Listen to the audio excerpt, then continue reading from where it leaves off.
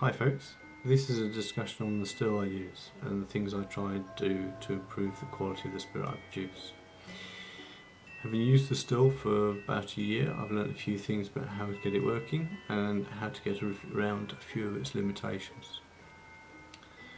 When I first decided to get into distilling my own product, I researched building my own still, but it looked like it was a bit of a large leap for myself, for what I wanted to try and do. So there was a local store which sold stills, so I went in and bought a T500 boiler with an alembic pot still head.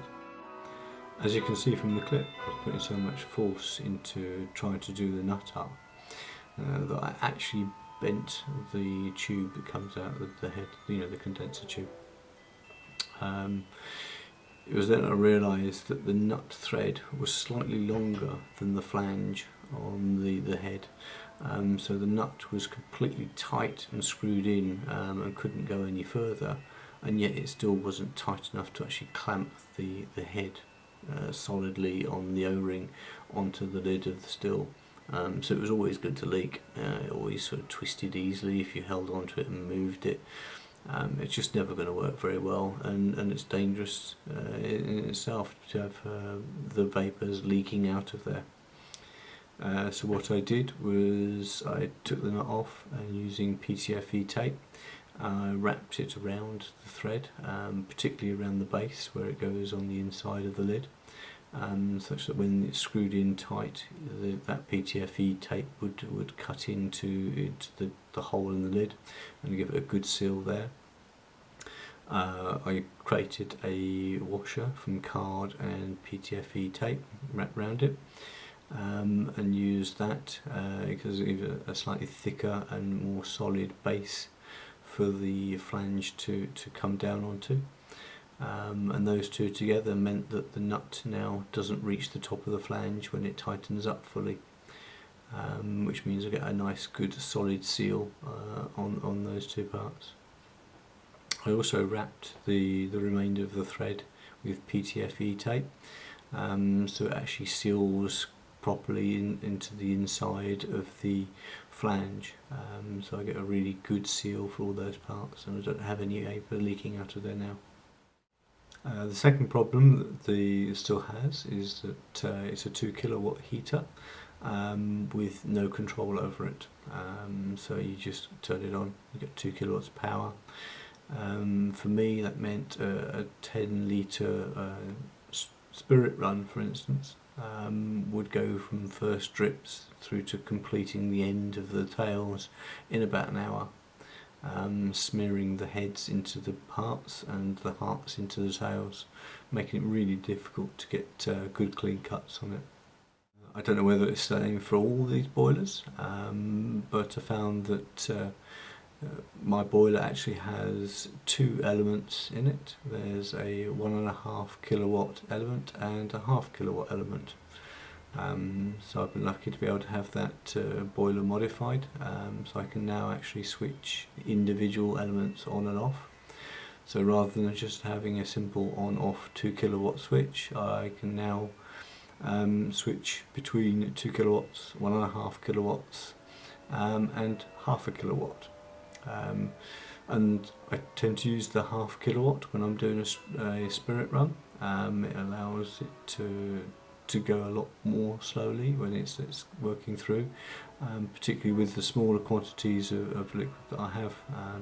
At the moment, typically I'm putting in about 10 litres into a stripping run, and it just allows it to go through much slower, enabling me to get much better cuts out of it. And the product has certainly improved since I've been able to do that. Something you can do if you don't have the ability to control the temperature of the element, particularly with boilers like this, is to try and fill them up as much as possible. If you have a larger quantity of liquid inside them, you've got more mass to heat up with the element that you've got, and because of that it will take longer to get up to temperatures. And therefore you have the effect of slowing down the run, and giving you the opportunity to make better cuts. This works well for spirit runs where the liquid boiling over and puking into the condenser is not a problem. For dripping runs, you are likely to be limited by the type of wash you make. All grain washes are more likely to boil over than sugar washes, so you may have to keep the amount of liquid down to a smaller amount to avoid this occurring. I use the still spirits conditioner to reduce the chance of puking occurring, but with an all grain wash of 10 litres, which is slightly under half the maximum level for the boiler, it will boil over when run at full power. For me, I need to run at 3/4 power to avoid it puking. With more care in clearing the wash, I could probably cope with a little more liquid in the boiler, but as I usually have 20 litres of wash in a batch, doing 2 10-litre stripping runs works for me. Without the ability to control the heat power, I would do multiple small stripping runs, collecting the low wines until I have about 15 to 20 litres diluted to a maximum of 40% ABV to be safe when running the spirit run. And in that way I can collect a large batch of low wines to do a stripping run with, and thereby getting better cuts from it. Although I have a copper head on the still that I've got, there's not a lot of copper in contact with the spirit. So one way to improve that is to just get some copper pipe from DIY store and cut that up and put it into your boiler, and that's what I did here. I took a rough guess at the surface area of a Scottish still, and that was actually in contact with the wash that was being boiled, and then did a rough guess at how much copper was in contact with the vapour trail, both from the top of the still and the line arm going down to the condenser. From that rough guess, I divided up the copper pipe that I had into the same proportions. Some parts of the copper I put into the wash itself, so they're in with the boiling liquid, and the rest I suspend from the top of the boiler so that it's in the vapour path, and in this way I increase the amount of copper in contact with the liquid and the spirit vapour, and hopefully that will reduce some of the sulphur compounds that may get created, and improve the quality of the spirit I produce.